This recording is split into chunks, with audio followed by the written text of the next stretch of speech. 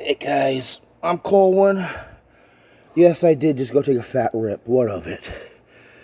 I have here Power of the Primes, Deluxe Class, Sinnertwin from the Abominus set. Now, Combiner Wars and Power of the Primes, yes, both use the Scramble City style combiner thing, so you can swap them around. But yeah, they're meant to have their sets like the Dinobots. But yeah, we have Sinnertwin here, and he's a really good action figure on its own. That's the cool thing about Combiner Wars and Power of the Primes, that usually they roll pretty decent figures on their own right. And he's this light tealish green or topaz with yellow, and like the colors really clash really hard. This big bulky thing here isn't part of him. This is actually his combined mode hand. So we're gonna put that over there. Actually, just get that out of the way for right now. We've got his torso here. We've got some purple highlights and some painted over little red tech detailing. It's good stuff. It's good stuff. I like that head sculpt. What's nice about him is unlike some other animal formers where they'll just have random parts hanging off, his animal mode feet hang off and they're nice and tucked away, and his tail is tucked away, and like, you know, things get out of the way so he can be nice and posable without having to worry about bumping into his own kibble.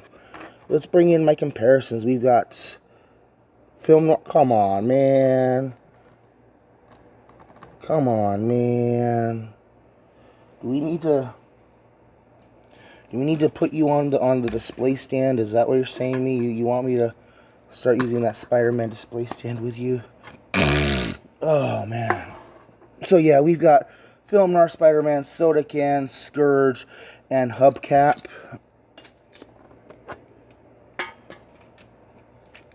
We've got the Siege Carbots.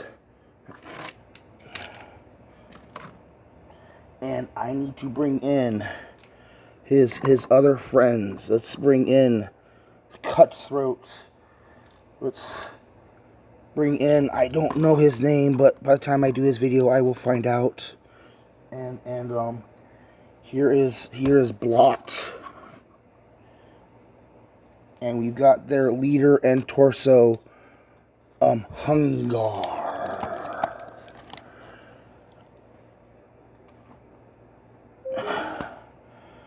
And like with the clashing colors and stuff, they all look really good next to each other. And you can see just how abominable they'll probably be when they get into their combined mode. Articulation wise, he's got a little ball jointed neck, but since his head is square, his head shape really restricts how he's going to move. Like if they just like tilted the edge corners up on these heads, that would make a lot of difference. He's got ball jointed shoulders. He's got this weird hinge here that is for transformation. He's got a swivel there. He's got a nice 90-degree elbow. Nothing at the wrist. He's got a really good waist joint. He's got ball joints, thighs, and yeah, decent enough knee. No ankle articulation, but that's because of the design and the how he combines. They can't really give him much in the way of ankle articulation. Now, one thing I want to point out actually is I really feel that they kind of copied the design language. Not a lot of the parts. Like some of the parts, like the lower, I think a lot of the hips and thighs get copied over a lot. But the arms up here are very similar in shape and design language, and like really Sinnertwin here is Slug or Slag, or is the Stegosaurus but in reverse. You know, with the Dinobot, the legs become the head and the head becomes the tail, but with him, you know, his head's hanging off his back there. So like the back part maybe is different, but from the neck down, like the legs transform similar, the arms the head flips in and out. I mean, the head on this one is on a whole separate platform from the body also. So yeah, it's really interesting how, and that was the profit point of Combiner Wars and Power of the Prime, is just reusing the blueprints from other figures.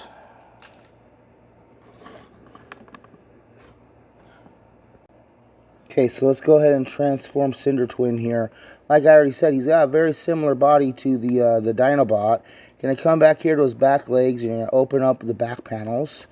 Come up here to his neck and pull this whole thing away so you can flip the head around and then lay that back down. And now you got the head pretty much all straightened out up here. You're going to take these open legs and flip them over on the back of his upper thighs.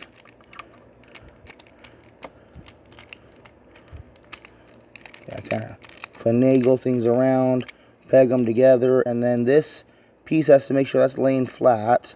Fold that part down, and then these like kind of like supposed to like sandwich onto each other. Then you got the tails here. You're gonna take the tails and flip them out. Take the gun out of his hand and go ahead and just mount it on his back up here. Take his shoulders and you gotta shift those side mounting pieces back and twist down the legs, and now we have them in his, flip over the claw bit. Fold in the hand, then flip over the claw bit. Now we've got this big nasty two-headed dragon dinosaur thing going on here. And like, yeah, the last guy, you know, Cutthroat is like a pterodactyl monster. What the heck is this guy supposed to be, you know? This would be Cerberus, but Cerberus has 3 heads. This would be a dinosaur, be a two-headed dinosaur. And those are supposed to actually lock in place, so his head doesn't really come up too high. You can bring it up if you want, but you really can't. Can I do a spaceship mode with this guy? You know what? If you keep the heads as cockpits of some type, and we just flip those over. I'm basically putting him into his limb mode actually by doing this. Yeah, you could call this like a self-propelled mode kind of. He's not very maneuverable at all, but that is kind of a spaceship mode. Let's put him back in his monster mode.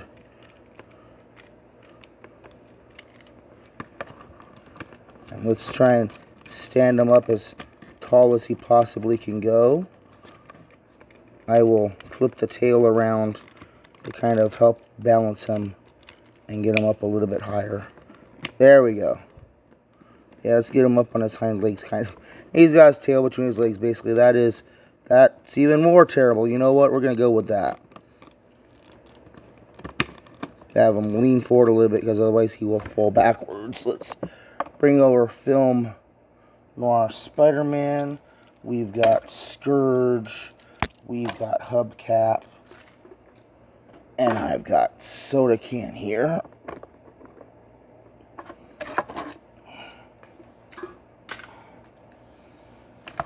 I've got the car guys.